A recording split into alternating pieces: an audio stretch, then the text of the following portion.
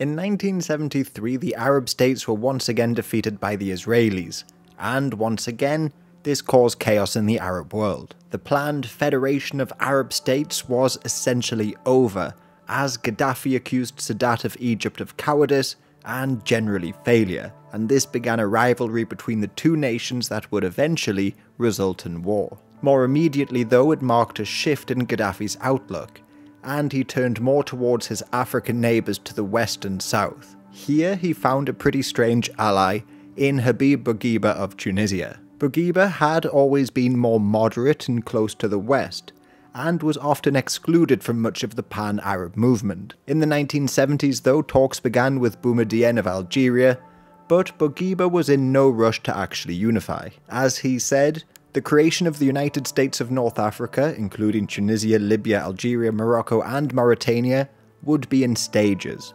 slowly and carefully, and take all the time it would take, 10 years or 100 years. The capital of the Federation should be Kairouan, the spiritual capital of the Muslims for centuries, and thus symbolise the return to the past glory of the Islamic world. However, just months later, he welcomed Gaddafi to the island of Jerba and agreed to form a single republic, the Arab Islamic Republic. This all came as a shock to the Tunisian people and people around the world. Bourguiba was from the elite, with a French education. Gaddafi was born in a tent and a devout Muslim. Both therefore had very different visions of how to rule a country. The move was also met with anger by his own people and also the Algerians. Boumediene, it is said, even threatened military intervention before any referendum could take place. Obviously here he is fearful of a powerful Gaddafi, even though the Algerians were still somewhat contending with the Moroccans to the west. So Bourguiba was forced to pull out, and in a complete turnaround, he reaffirmed his allegiance with the Western states. He even met with the Americans to request aid, claiming that the Libyans were preparing for war. So yet another union had failed remarkably quickly. But before we get onto the issues between Morocco and Algeria, we need to leave the Arab world for a little while, as huge events were taking place in Turkey. Ever since their coup of 1960, Jamal Gürsel had helped stabilise the country somewhat and bring back civilian rule. But he was succeeded in 1966 by Cevdet Sunay, who ruled alongside a Prime Minister, Suleiman Demirel. He belonged to the Justice Party, which was essentially just a successor of the old Democrat Party, the party which had just been removed from power in the coup in 1960. But they managed to rebuild the party, win back support, and come back into power. However, new political forces were growing in the country. In 1969, Necmettin Erbakan published a manifesto promoting pan-Islamism and denouncing secularism, bringing Islamists back into the political sphere of Turkey. Yet his pan-Islamist ideology was opposed by a far right-wing organisation, the Grey Wolves. This was founded by Alparslan Türkeş, who had taken part in the previous coup, but believed that the military should have kept hold of power. Central to his group though was Pan-Turkism, and possibly for some, the promotion of old Turkic beliefs and customs over Islamic ones. By 1969 they had over 100 camps around the country, spreading their ideology and even giving people military training. There was also a growing number of leftists in the country as well. They began to strike and protest with increasing frequency at this time, partially to improve the economic situation, but also to oppose the government's close relations with the US. For example, when an American ship docked in the Straits, tens of thousands of these leftists took to the streets in February 1969. However, an enormous counter-demonstration was also planned, and the two sides met in Taksim Square. Dozens were then killed as they clashed as people brought knives, Molotov cocktails and more. The government then tried to end the power of the socialists and brought in a number of new laws to end the strikes and break up the unions. But this just resulted in yet more demonstrations in 1970. They quickly turned violence once again, and Turkey seemed to be on the edge of a civil war, as there was more chaos and bombings, kidnappings and the likes. So martial law was declared and the police set up barricades to keep the protesters under control. However, the students had more or less closed down the universities,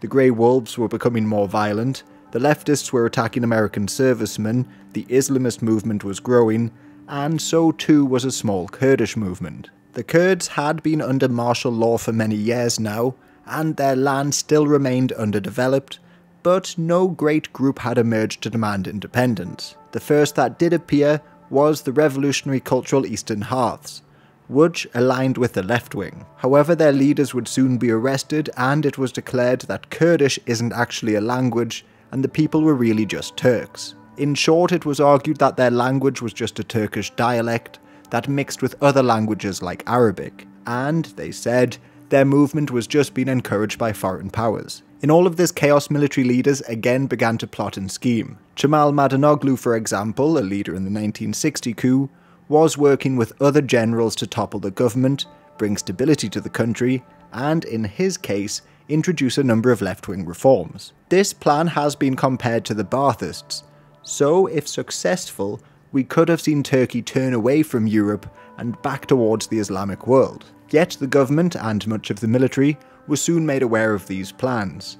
So, in 1971, right-wing officers decided to act first. Well, this new group of officers weren't exactly all right-wingers though, because it has been argued that many in the group were angry at being used to violently put down the protesters, so their motives are somewhat disputed. Nevertheless, General Memduh Tagmak handed the Prime Minister a memorandum demanding the formation of a strong government to put an end to anarchy, fratricidal strife, and social and economic unrest. Of course, this was an ultimatum, so Demirel resigned, and a national unity government was formed under Nihat Erim. This, however, was still pretty weak, and the violence didn't stop. Like that May, Marxists kidnapped and killed the Israeli consul in Istanbul. So, again, martial law was declared in many regions, and the intelligence services were given more powers. An anti-communist unit called Counter-Guerrilla began to work outside of the law, arresting and torturing political opponents. Their ranks were filled with many far-right soldiers, some of which had served in Korea alongside the Americans. In fact, they were trained by the CIA, and it's alleged that they brought back torture techniques that they witnessed in Asia. A lot of this torture was then carried out in Zivabey Villa in Istanbul. Outside, they began to round up many people suspected of being members of the People's Liberation Party Front of Turkey. This was led by Deniz Gezmez, who has been dubbed Turkey's Che Guevara. When he was arrested, his fellow communists kidnapped foreigners in Kızıldere village, hoping to negotiate his release. However, the army responded swiftly and stormed their bases, and then hanged Gezmez. Back in Ankara, Nihat Erim was replaced, but none of his successors could hold on to power for very long. Regardless, by now the army had accomplished most of its goals of killing the communists and clamping down on the Kurdish independence movement. So elections were then held, and Bülent Ecevit won. He had taken over from Inonu at the head of the CHP and claimed around 3.5 million votes. This put him ahead of the 3 million people that voted for Demirel, who had returned to politics as the head of the Justice Party. Ecevit therefore didn't have a majority, so he formed a strange alliance with Erbakan and his Islamist National Salvation Party. What's strange here is that his Islamist party had, immediately after the last coup, been banned for going against Turkey's secular constitution. But now he was allowed to reform the party and even became part of the government. Meanwhile, their old rivals in Greece were by this point also under military rule. In 1967 there was a coup and Georgios Papadopoulos largely took over running the junta. This though caused further complications on Cyprus, as the island was still split up between the different ethnicities and both sides had paramilitaries, who for a while was somewhat peaceful. However, the president, Makarios III, was now in a difficult position, because the junta in Athens was far more determined to settle the issue and unite with them. Most of the Cypriot Guard were also made up of Greek soldiers, and now aligned with the junta. Plus, the military government also began funding paramilitary organisations. On top of that, Makarios, who was also an archbishop himself, was facing opposition from within the clergy for taking on the secular title of President of Cyprus. It is believed though that these bishops were supported by the junta or the EOKA paramilitary. Nevertheless, he clung onto power and maintained peace for a while. But then the junta in Greece would go on to become more extreme when Dimitrios Ioannidis took over. He gained the title the Invisible Dictator and believed that Papadopoulos had been too liberal. As Time magazine described him, a rigid puritanical xenophobe.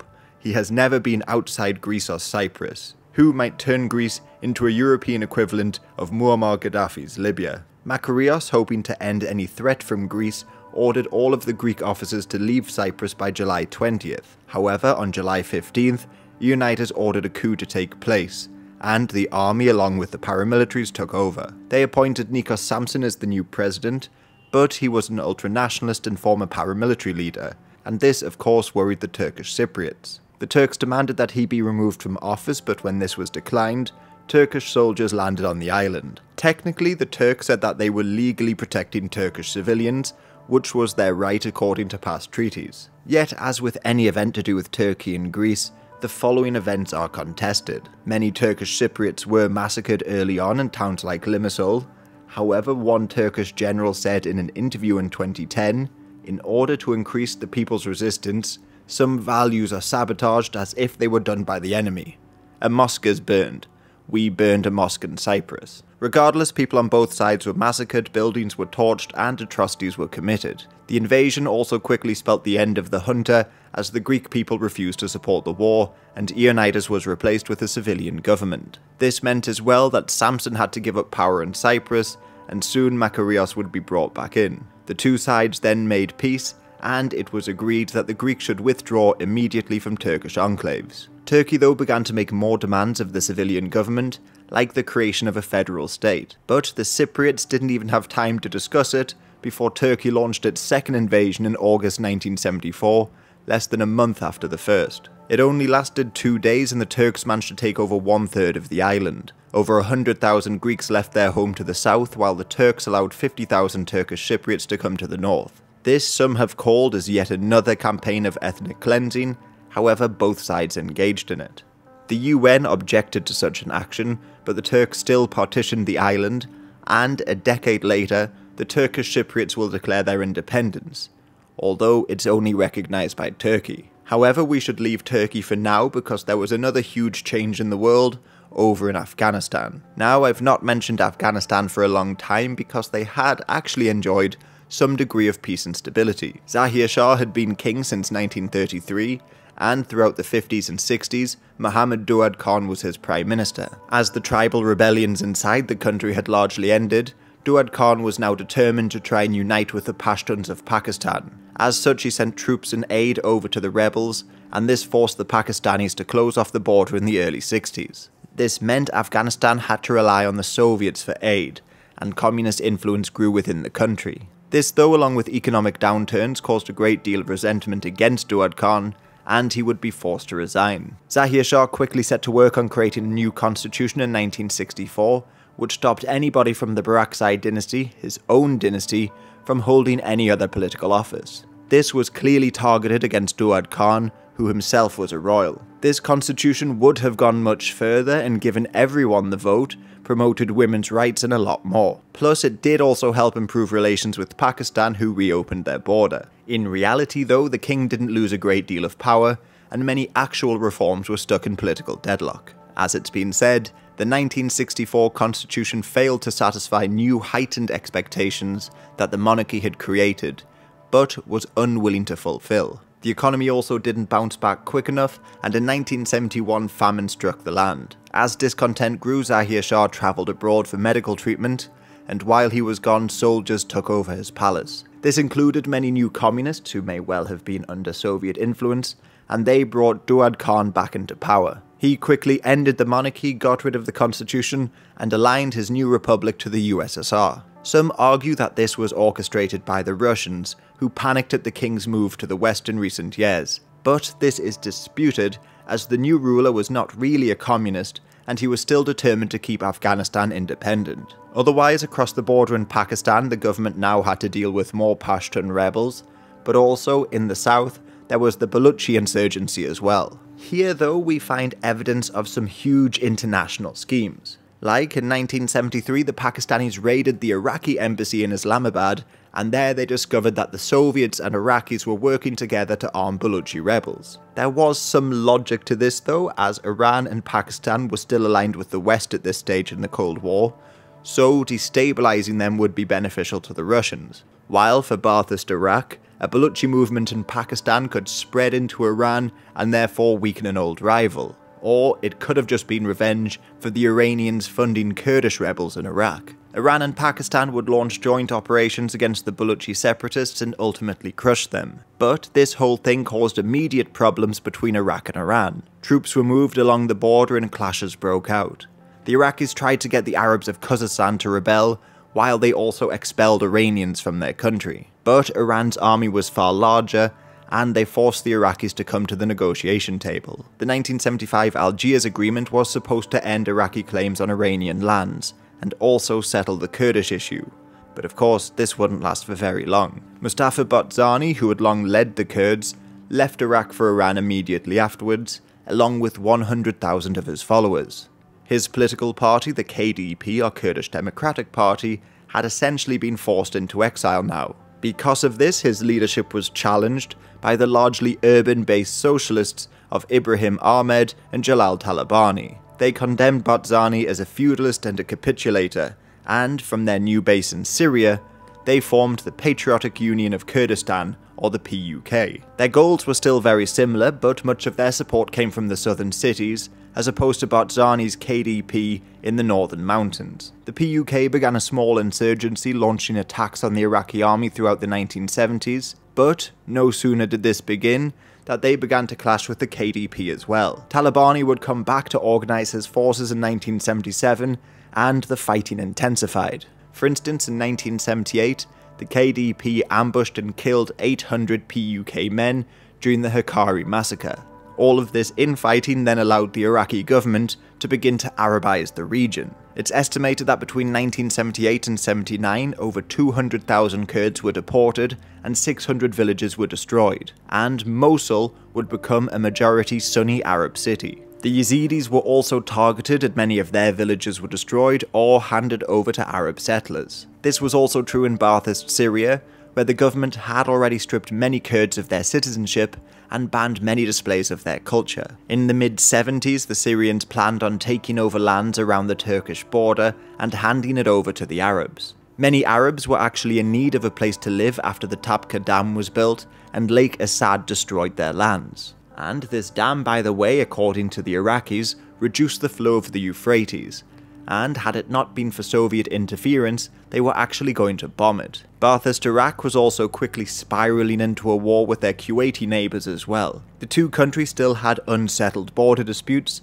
and some in Iraq continued to claim all of Kuwait as their own. They'd send troops to the border, and this resulted in clashes, like at Samita in 1973. Kuwait, on the other hand, was the scene of yet another terrorist attack carried out by the PLO and their Japanese communist allies. This began because over in Singapore, the PLO and Red Army attacked an oil refinery and hijacked a boat. However, the Singaporeans met the hijackers with force and trapped some of them. To negotiate their release, the PLO and Red Army decided to attack the Japanese embassy in Kuwait and take several staff members hostage. This came as a complete shock to the Kuwaiti Sheikh Sabah al-Salim, who had, up until this point, been a supporter of the Palestinian cause. However, the whole thing was resolved quickly as the Japanese government relented and gave planes to the hijackers to allow them to travel to Yemen. Otherwise, a Kuwaiti delegation was also present during another huge event in 1975 over in Saudi Arabia.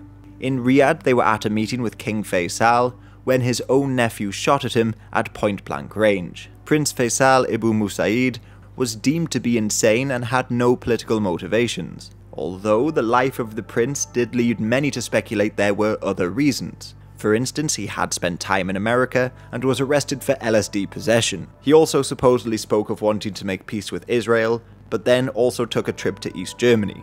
So many theories remain. Whatever the case, he was executed in public. Khalid, another son of King Ibn Saud, came to the throne, and he would rule until 1982. The Palestinians, meanwhile, were causing problems elsewhere. After being evicted from Jordan, thousands of them found a new home in Lebanon, where already some leaders were working before. For instance, George Habash had founded the Arab nationalist movement in Beirut back in the 50s, before he relocated and formed the communist wing of the PLO. Yet now, the arrival of these refugees and the higher birth rates among the Muslim populations meant that Lebanon was no longer a majority Christian nation. Many didn't see this as a problem, as they called Lebanon the Switzerland of the East because of their diverse mix of religions, including the Druze, However, there had always been sectarian problems. The Sunni Muslims, for instance, were moving more towards Arab unity and demanding a greater representation in parliament. The Christians, on the other hand, had been drawn towards more right-wing nationalist groups, and here it gets a little bit complicated. Anton Saada, for example, founded the SSMP, a group determined to create a greater Syria, promoting their non-Arabic history, initially. But by the 1960s they had aligned themselves with Assad, which put them at odds with other Christians and more in the camp of the Sunni Muslims. But then there was the Christian Kataeb Party.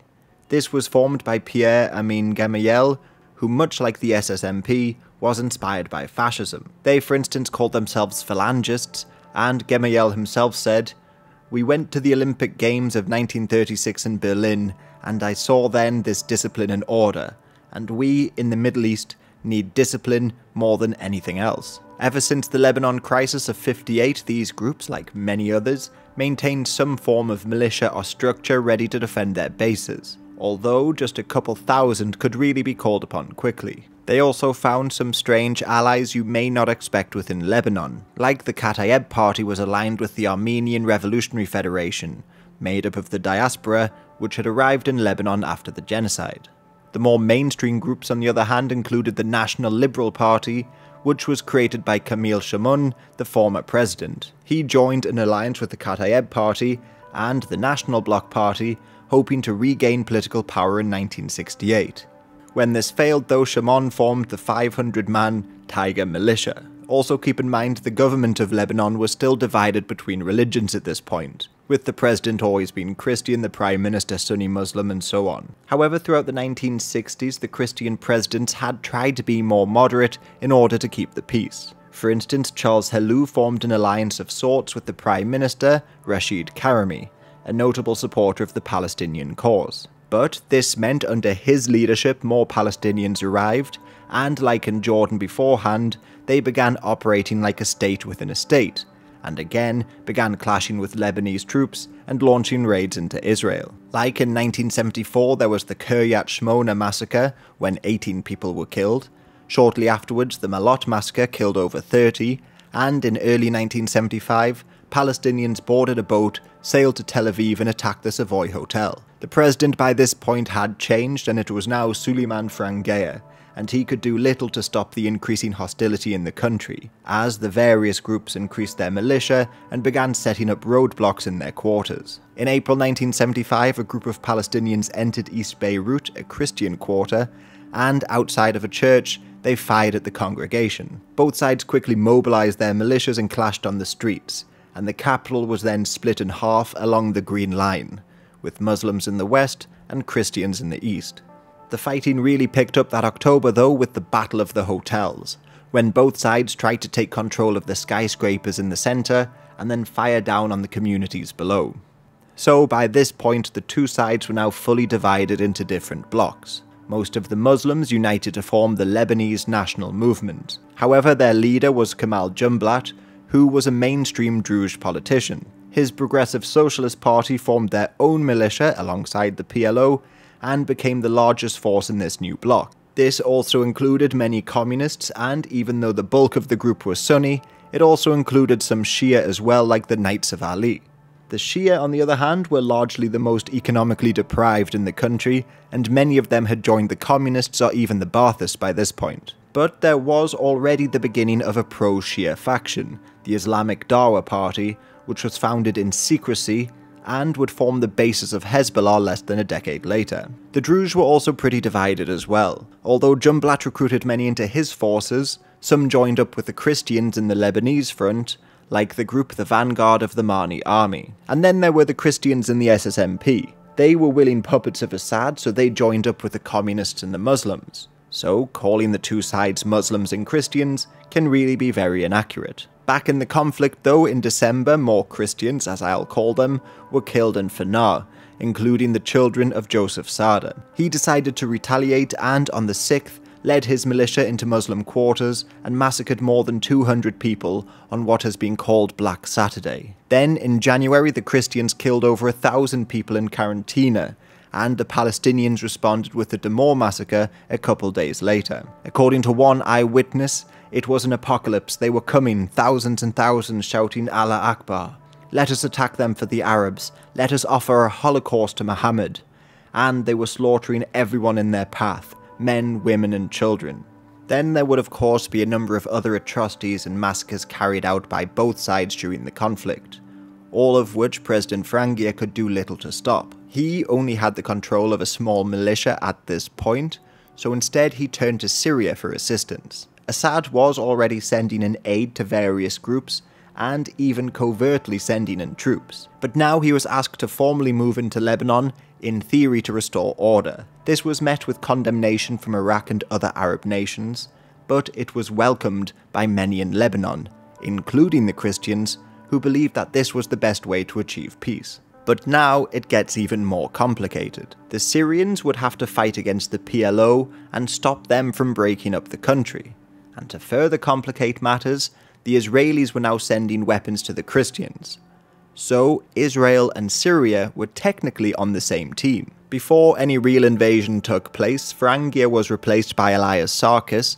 However, he couldn't even take up residence in Beirut due to the fighting, so he too supported the invasion. It began in June when thousands of Syrian troops arrived and joined up with the Christians across the country. One of their first actions was to help finally end the siege of Tel al-Zatar refugee camp, after which over 1,000 people were massacred. That October, the Israelis also bombarded the PLO, who were trying to assault the town of Aishia.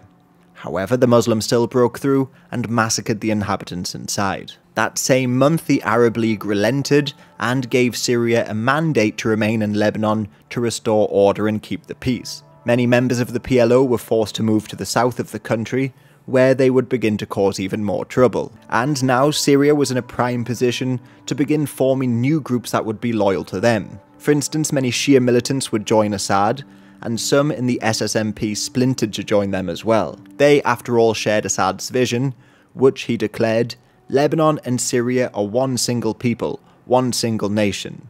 We may be divided into two independent states, but that does not mean that we are two different nations." I would even argue that the feeling of kinship between Syria and Lebanon runs deeper than it does between states in the United States. The Syrians were also widely blamed for many of the assassinations of high-ranking leaders as well, like Kamal Jumblat, the leader of the Druze.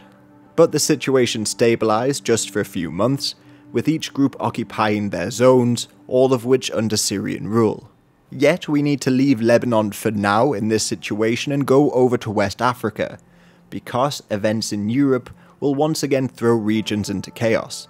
Portugal and Spain were still clinging onto their colonies in the early 1970s, even fighting a number of costly wars to do so. But in 1974, revolutionaries toppled the dictatorship in Portugal, and the following year Franco was about to die in Spain. As Spain was turning towards democracy, they decided, much like Portugal, to grant freedom to their colonies. In North Africa, though, this presented a huge problem. Both Mauritania and Morocco claimed the Spanish Sahara, or Western Sahara. But inside the colony, men like Mohamed Basiri were already talking of independence, and of Western Saharan nationalism. Some of these men would unite around 1973 and create the Polisario Front to fight the Spanish for this freedom. However, before they really saw much action, they held talks with the Spanish to create a new nation. El Wali Mustafa Said led the talks, which took place in Algeria, a country which agreed to support the Polisario Front. They, after all, were still rivals with the Moroccans, so welcomed a new ally in the region. The Moroccans of course protested against all of this, but the International Court of Justice ruled that at the time of Spanish colonization, there were no ties between Spanish Sahara and Morocco, or for that matter, Mauritania either. Hassan of Morocco, though, had long claimed these lands, and immediately began to organize a demonstration of force. 350,000 Moroccans, all unarmed, would march into the territory carrying the flag, the Quran, and even pictures of Hassan, and then just claim it for themselves. In November 1975, they simply crossed the border because the Spanish troops were told to prevent any bloodshed. Franco, by the way, would die that same month, and the new government of Spain had no intention to fight a colonial war. So they signed the Madrid Accords, agreeing to divide the colony between Mauritania and Morocco. The Polisario Front, though, were not going to accept this. They returned with aid from Algeria and even some Libyan aid and started the Western Sahara War, which would last until 1991.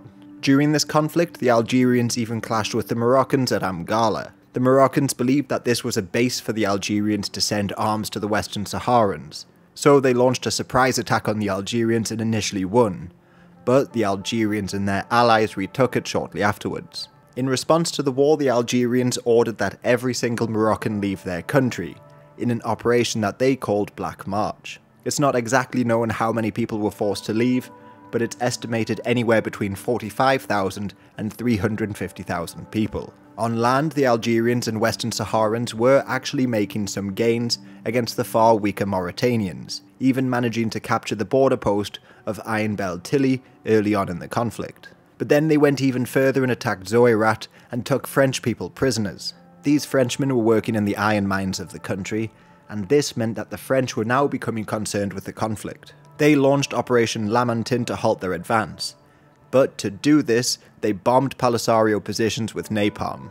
Yet they still couldn't prop up President Mokhtar Ould Daddah for much longer. He had come to power promising the unification of Greater Mauritania, but now his armies were crippled, his lands were being invaded, and he would soon lose power. A military coup ousted him in 1978, and the following year, Mauritania would abandon their expansionist plans and leave Western Sahara. Hassan II of Morocco as well was far from safe from coups. Back in 1971, when hosting foreign diplomats, his palace was stormed by a small group of soldiers led by Mohammed Medbou. He was the leader of the royal guards and had allegedly discovered that many ministers were taking bribes from Pan Am, and he felt that the king was doing very little to stop this. Yet it's also believed that the Libyans sponsored the group. During the clashes though, the coup leaders began to fight one another, and Hassan survived. The king then tasked Mohammed Oufkir with mopping up the rest of the opposition, and here's where it gets odd. First of all, Oufkir allowed L. Ron Hubbard and the Scientologists to set up bases in Morocco, and they apparently tried to convert him. But then, the next year when the king was flying back home, Moroccan fighter jets tried to shoot him down. Oufkir was accused of plotting this coup, but he was found dead, maybe from suicide, that day. There was then a wave of arrests, purges and the likes afterwards, and many people were taken to the infamous Tatsmamart prison in the Atlas Mountains to be tortured. All of this would be part of Hassan's years of lead. Otherwise, Moroccan relations with Libya and Algeria were now shattered, and North African unity would be dealt a further blow in 1977. Ever since Egypt's failure in the Yom Kippur War, Gaddafi felt more emboldened to take over the leadership of Arab unity. This he could possibly do with his huge profits from oil and military aid from the Soviets. Inside his country though, Gaddafi was facing some backlash. After a few years of rule, many other members of the Revolutionary Command Council began to fear his behaviour and growing authoritarianism. In fact, in 1973, they even united to demand that he resign. Gaddafi responded by making a speech calling on the people to join him and launch a cultural revolution, much like Mao had done a few years earlier. As the people mobilized, they were also armed in order to carry out his will. Together they purged the country of political opponents including Baathists, atheists, conservatives and more. And again, Gaddafi was trying to create something new here. So, although he aligned with the Islamic clerics, he denounced the Muslim Brotherhood. And although aligned with the Soviets, he denounced the communists. Much like in China, people's committees were established to police their local areas and institutions, and spread Gaddafi's ideology in his Green Book, which was published in 1976. To help in the persecution of opponents, Stasi agents came from East Germany, and with this, Gaddafi had managed to secure power for himself for the next few decades. However, as part of his push to advance Arab culture and unity, he believed that the Berbers could be a threat, so he outlawed their language and forced the people to take on Arab names instead. Otherwise, across the border in Egypt, Sadat was drawing closer to the west and began discussing the possibility of entering into a permanent peace with Israel, which Gaddafi deemed to be treason. Gaddafi went as far as funding Sadat's opponents within Egypt, notably the Muslim Brotherhood, and Sadat in turn sent troops to the border in 1976. It seemed though that Sadat would not invade, as his army was unprepared for a land invasion across the Libyan desert. So this whole thing was just to demonstrate his power over Libya and possibly gain Soviet support again. But on the other hand, as the Washington Post reported, Sadat warned last year, in one of the many earlier periods of Egyptian-Libyan tension, that Gaddafi will not escape from me. Have you ever heard of just plain hatred between two men? An Eastern European observer asked today. You can't imagine that Brezhnev and Carter would take their countries to war because they don't like each other. But this is on a different level. By May 1977, the Egyptians were building enough troops to worry the Soviets, who warned Gaddafi of an imminent invasion. In early July, Gaddafi forcibly expelled over 200,000 Egyptians from Libya, accusing them of trying to seize their oil fields. But given that the Egyptians were regularly employed in skilled jobs, this proved to be damaging to the economy. Shortly afterwards, fighting broke out along the border. While the Egyptians bombed Libyan bases, the Libyans tried to carry out raids into Egypt, backed up by tanks. They launched artillery barrages at one another, but really, once again, both sides showed poor organisation in their army. The Libyans, for example, didn't even bring their aircraft into cover for days, and neither side could make a breakthrough. They agreed to a truce in less than a week, something that had been demanded by many other Arab leaders. Once again, both sides claimed victory, yet really, they had ended up crushing another hope of unity. There is, though, another forgotten realm in this rivalry, a sort of Cold War in Africa. While Libya was sending troops to Uganda, Egypt was sending jets to Zaire. As the Washington Post reported, the Sadat who sent his bombers to smash Libyan airfields is not the Sadat of the 1973 Middle East War, but the more recent Sadat, who has been willing to use his armed forces to influence events in Africa. It is the Sadat who sent Egyptian pilots in Zaire and concluded a defense pact that commits him to fight alongside Sudan in the event of war with Libya or the Marxist government of Somalia. Otherwise, one of Gaddafi's chief allies in Africa remained Idi Amin of Uganda, and this had some strange results.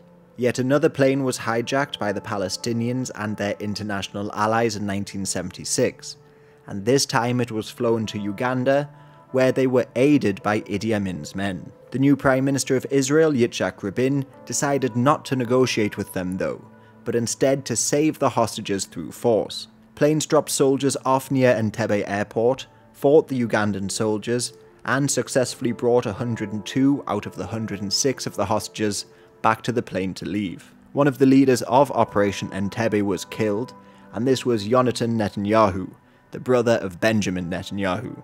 As for Idi Amin, he wouldn't last much longer after this. Even though he received the support of Gaddafi, the Tanzanians invaded in 1978, and Idi Amin would flee into exile in Saudi Arabia afterwards. Closer to home, Gaddafi had for some time been looking to take over the Outzo Strip from Chad. To do this, he funded rebel groups like one I'll call Frolinat, hoping to destabilize the nation. To end any Libyan interference in the country, President Tombal Bey just ceded over the Strip in the early 70s. But Felix Malloum would soon take power in a coup in 1975 and oppose dealing with Gaddafi. Gaddafi in turn funded the rebels again, even sending Libyan troops south across the border. These rebels though began to splinter, as some disagreed with the influence Gaddafi had over them. This would in turn start the Chadian civil war, and everything would descend into more anarchy. Gauconi Ouedi remained loyal to Libya, and with their weapons, he continued the fight against Felix Malloum, who was now receiving French support. But then, when their advance south failed, there was a further split in Gaddafi's allies. Hissène Habré broke off from Ouedi because he was beginning to grow a little bit worried about Gaddafi's pro-Arab policies. Habré, much like Ouedi, was a Toubouz, and they were well aware of Gaddafi's persecution of the Berbers.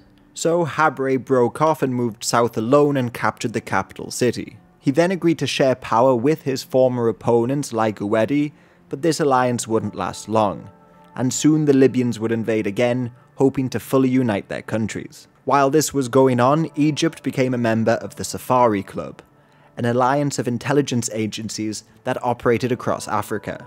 This also included France, Iran, Morocco, and Saudi Arabia, or in other words, the pro-Western states of the Middle East. They also maintained close relations, at least in Africa, with Israel, Rhodesia, the United States, and South Africa. This was formed after Ethiopia, Mozambique, Angola, and other nations had turned to communism, so they planned on ending this trend.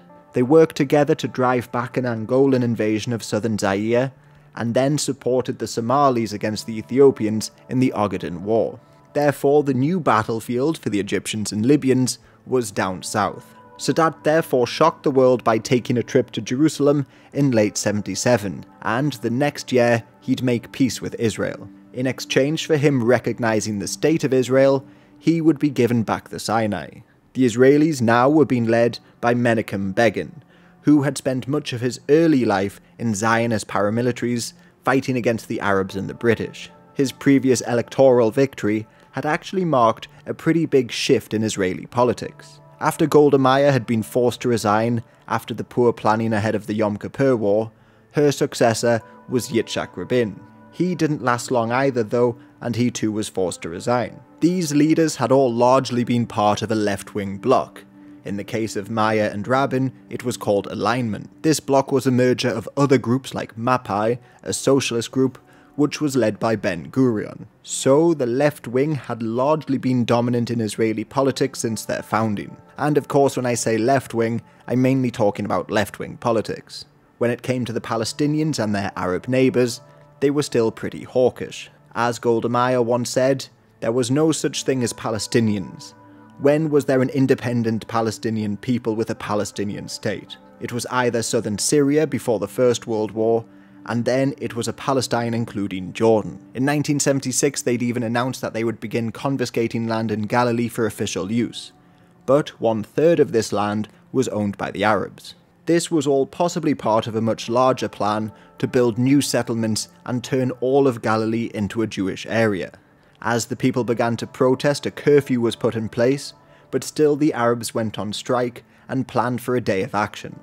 On March 30th, thousands took to the streets, but were met with a huge force of policemen and soldiers.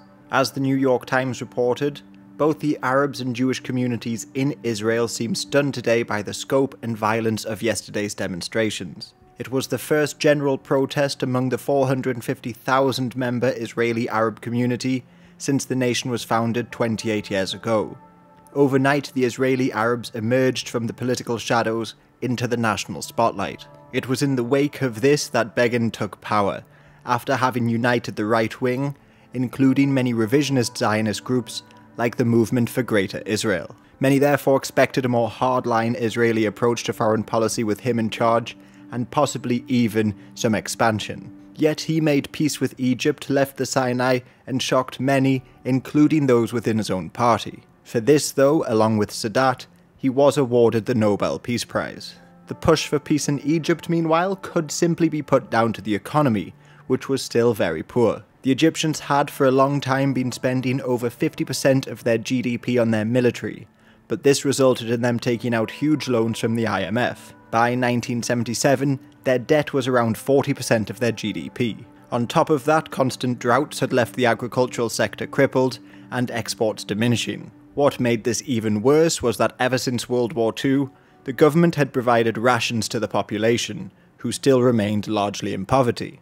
In the 1970s, they were spending over 15% of their GDP on these rations, which included around 20 items like tea, rice, sugar, and bread. This was one of the only expenses they could cut, so when the subsidies were, the prices rose, and in January 1977, riots broke out across the country. Sadat blamed both Libya and the Soviet Union for instigating the riots, while he sent the police in to restore order. Fortunately for him though, the IMF agreed to loan money to Egypt in order to stop the cuts and end the turmoil. Sadat had been saved, but his peace with Israel made him more unpopular than ever. This was seen as a capitulation. He was condemned as a traitor, and Egypt was forced out of the Arab League. The secular leadership of the country had therefore ultimately failed, and people began turning more towards radical groups. And in a couple of years, Sadat would pay for this with his life. Other secular rulers like Gaddafi would try to take over the leadership of the Arab group, and so too would Saddam Hussein in Iraq, who would take power soon. But they too would enter into more wars. However, there were still some movements towards peace far down south in Oman. The Dhofar War had been raging for years there, but there were now some breakthroughs, at least for the Sultan Qaboos. The rebels by this point were split, and they continued to split even more, dividing over political allegiances, allies, and the likes. Qaboos was also getting some support from the Shah of Iran, who sent a few thousand men to help finally crush the rebels. On top of that, most of the army officers were British, and they were still helping to fund the Sultan. With their help, Operation Darab was launched in 1975, and they took some rebel bases up in the mountains. By the beginning of 1976, the rebels were finally ready to surrender, and Oman was united again under the absolute monarch Qaboos. But no sooner had peace been made in Oman than war broke out again in Yemen. Here the situation still remained incredibly complicated, with factions within factions, foreign interference and more. For instance, in South Yemen the communists still ruled the country, but in 1978 the president tried to seize more power for himself. As reported, on June 26, 1978, President Salam Rubiya Ali tried to seize power against the majority on the Central Committee. Though not a Maoist in the strict sense, Ali was opposed to an orthodox party and advocated spontaneity. In the 1970s, he had tried, with catastrophic consequences, to imitate the Chinese Cultural Revolution in South Yemen. The Central Committee united to oust the president instead, and he was executed. In his place came Abd al-Fattah Ismail. He moved the country again towards the Soviet Union, but wouldn't last too long himself because of his failed policies. In North Yemen, meanwhile, the more moderate al-Uyani brought his country closer to the Saudis. However, as Saudi aid crossed the border, more of the conservative tribal leaders began to grow in power and scheme. Looking to either gain full power themselves or secure their traditional rights, they found an ally in the army named Ibrahim al-Hamdi. He had risen quickly through the ranks until he was commander of the armed forces, just in his mid-30s. Together they launched a bloodless coup and ousted al-Uyani. Al-Hamdi took power initially just as a temporary ruler, but it soon became clear he was willing to keep it. Yet, under his rule, North Yemen ended their decades-long rivalry with the West. His time in power was also seen favourably by many. As reported, al-Hamdi instituted several reforms to fight corruption and establish an egalitarian system, earning the public support and respect. He also implemented policies aimed at reducing his country's dependence on Saudi Arabia and attempted to unify the North and the South. But in 1977, just 2 days before he was planning on travelling to South Yemen to discuss unification, he was assassinated. Who killed him, though, nobody really knows for sure. Many speculate it was his vice president and successor, al-Ghashmi. Or maybe it could have been the Saudi agents who were looking to end unification talks. Al-Ghashmi, though, wouldn't even survive long himself. He was assassinated less than a year in the role when a briefcase exploded in his office. Again, who killed him, it is not known, but some suspect it was his successor, Ali Abdullah Saleh. As another high-ranking military man, he didn't waste much time before purging his party of any opponents and firmly taking control of central command. However, out in the countryside, this turmoil and shift in politics angered many. The left wing united in 1978 into the National Democratic Front, and they rebelled.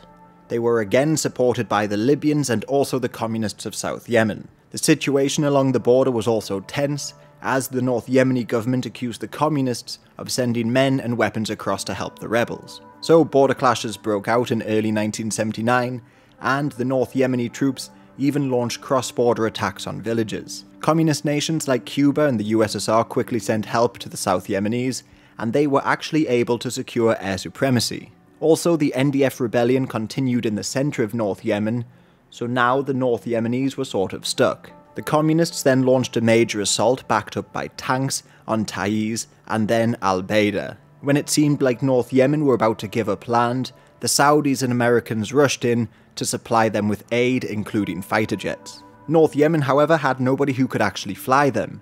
So for this, the Americans strangely asked Taiwanese pilots for assistance. By March, both sides were called to make peace, and again both sides were told to aim for unification. A unification that would only be made possible under Saleh. The NDF rebellion continued for a couple more years, but now, without any support, it crumbled. But we'll leave Yemen there, as we need to go back to Lebanon, as there would be huge changes in the conflict in 1978. The Syrians were still occupying the country, with a smaller contingency from other Arab nations. But this awkward peace was about to break. Bashar Gamaliel rose to take over the Phalangists, and they became the dominant power in the Christian front. Gamaliel was the son of the founder of Kataeb, and was known early on for leading Christians in a number of battles. Also controversially, in ordering many reprisal attacks or massacres on the Muslims. The relations between the Syrians and this new Christian leader were poor from the start. Gamaliel, for instance, saw that the Syrians were not actively containing any threat from the PLO, and were instead building up new militias and power bases. But also, again, this situation was remarkably complicated and often very brutal. For instance, the former president Suleiman Frangieh and his Marada Brigade broke off their alliance with the Christian Phalangists in 1978. They favoured an alliance with the Syrians, and in cementing this alliance, the Frangieh family ordered the assassination of prominent members of the Phalangists. The Phalangists in turn responded by killing the Frangieh family and many of their militiamen in an event called the Aden Massacre. Of course, duplicate this rivalry and political murder across all the factions within Lebanon to get an idea of the war. In July 1978, the Syrians determined that it would be best to remove this new far-right leadership from Beirut. So they moved thousands of men into the east of the city, backed up by heavy artillery. They fired up to 100 shells per minute into the Christian quarter, but the Christians united and held out, and even forced the Syrians to surrender, ending the 100 Days War. The Arab world leaders met and agreed that the Syrians should withdraw at least from the city, and in their place they'd send Saudis and Sudanese troops. Meanwhile, to the south, the PLO had continued to use Lebanon as a base of operation to launch raids into Israel. One such raid was particularly deadly, the Coastal Road Massacre. This saw Palestinians land on a beach in northern Israel, hijack 2 buses, and kill around 37 people. The Israelis quickly responded by launching Operation Litanian March, essentially invading Lebanon. Fortunately for them, they already had allies in the region, like Saad Haddad, the leader of the Melkite Christians in the South Lebanon Army. Together, they quickly seized everything up into the Litani River and forced the PLO to withdraw back up north. The Israelis also agreed to withdraw only if a UN force would come in and make sure that the border region was demilitarized, although, of course, the fighting would continue. The Battle of At-Tiri, for instance, saw the UN peacekeepers fighting with the Christian South Lebanese army, and one Irishman and a Fijian lost their lives. The situation in Lebanon from here on out would only grow more and more complicated. But there were more problems going on in Turkey as well. Prime Minister Ecevit had led the country through their war with Cyprus, but his coalition with Erbakan was shaky from the beginning. In fact, during the invasion the two men fell out, and Ecevit had to resign shortly afterwards. This allowed Demirel to come back into power, leading a right-wing coalition which included Turkes, the leader of the Grey Wolves, and strangely, Erbakan and the Islamists. This though was by no means stronger than its predecessor, and nobody won a majority in the elections of 77. Ecevit won 41% of the vote but could only come back to power with a minority government, a government which would only last 1 month. Demirel then came back into office, forming another weak coalition, but this was a coalition that was brought down when Ecevit persuaded some of its members to join him a few months later. Turkey though was generally suffering. Ever since their invasion of Cyprus, the Americans and others had placed embargoes on the country, inflation was growing and political violence was commonplace. As Demirel described Ecevit's government, "In no country in the world could such a government, with 1,200 deaths, 70% inflation, disrepute, cruelty, torture, unjust and merciless partisanship, stand for even 1 day." Ecevit himself had survived a number of assassination attempts, like a Greek Cypriot tried to kill him in New York in 1976. The violence between the Grey Wolves and the Communists also continued to grow out in the cities.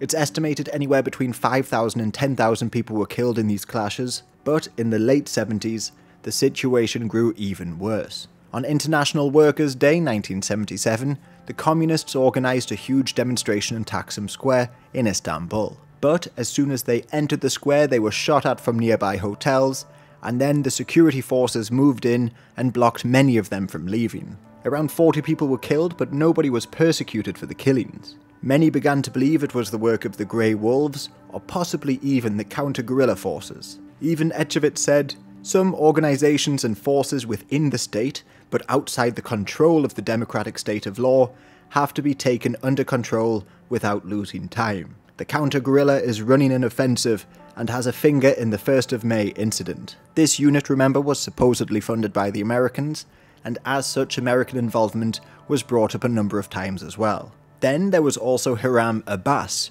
a high-ranking member of the security services. He was accused of working with the CIA and even Mossad when he targeted left-wing Palestinians in refugee camps. There were also further massacres, like in 1978 at Maras. There the left-wing groups bombed a cinema, then the right-wing groups bombed a cafe. Left-wing teachers were then killed on their way back home, and their funeral became a major political event. Grey Wolves attacked the crowd attending to stop the ceremony taking place.